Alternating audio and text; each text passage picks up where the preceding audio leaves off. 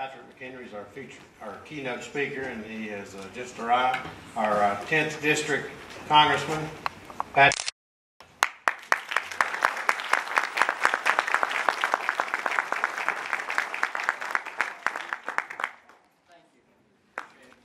Good morning.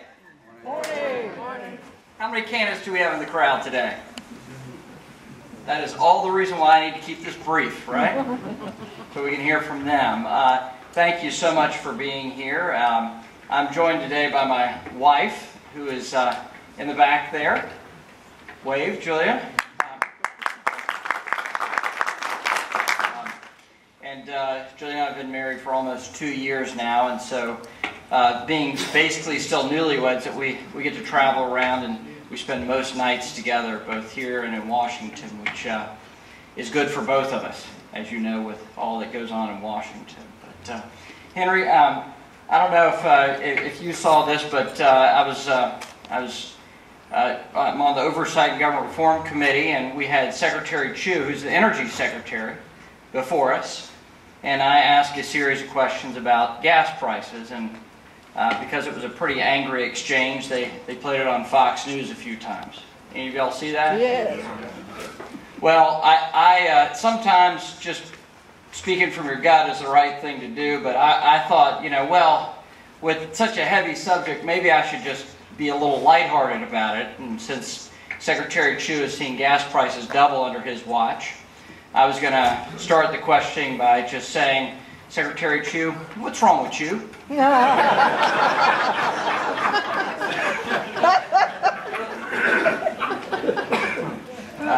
My wife is just grateful that I didn't. Look, we do have serious issues we have to contend with, and energy prices are one of them. Gas prices at the pump. When we see in Asheville a price that begins with 4 when you pass, and that's for the cheap stuff. When you go to the Murphy Oil, which is always the cheapest stuff around because it's Walmart, whenever you see them approaching $4 a gallon, we know we got problems. And we know we have to contend with this not by funding more Solyndras, not by hoping for alternatives, but using the resources that we have. If the cavemen were simply content to only focus on nuclear energy, we'd not exist as a society. Instead they used the resources they had. And it was wood, and it was fire. And we have a society today. So we have to make sure that we use the materials that we have in order to fund and move our economy and make sure we can get back and forth to work. And this administration we've seen in Washington is content to say that you need to buy an electric car if you can afford an electric car.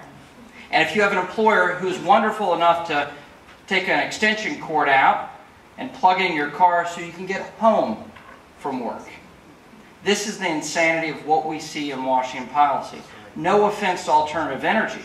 We need it. But we have to make sure we use our natural resources.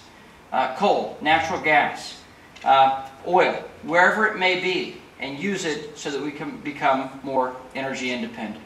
That is something we have to make very clear, that our all of the above energy policy is the right approach. Second big issue we're contending with is the budget. How many of y'all like Paul Ryan? Hey. All right. He'd make a great vice president, wouldn't he? Yeah. I'll say. Now, Paul is a fantastic leader. In the last 2 weeks in Washington, we rolled out the second year of a Republican budget.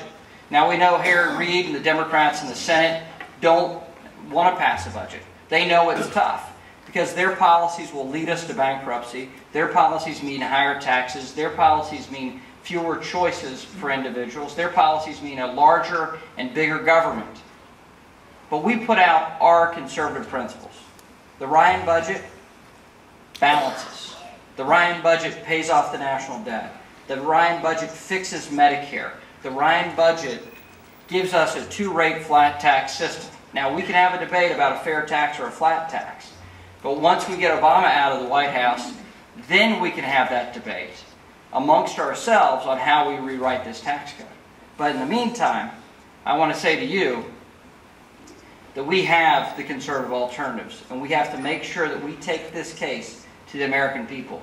And we say to the American people, whether it's energy policy, whether it's fixing the budget, whether it's tax policy, or whether it's health care policy, we have the right approach and that we can fix this country for the better. And the truth is, if the Supreme Court repeals Obamacare and rules it unconstitutional, then we need to have conservatives in place to put in the conservative policies that will make health care more affordable and better for Americans. That's the fight I want to share with you this fall, but that's why we need to make sure we go out, knock on the doors, put up the signs, take our message even to downtown, and make sure that we show that we have good conservative alternatives. That's what it's all about. Thanks so much. God bless.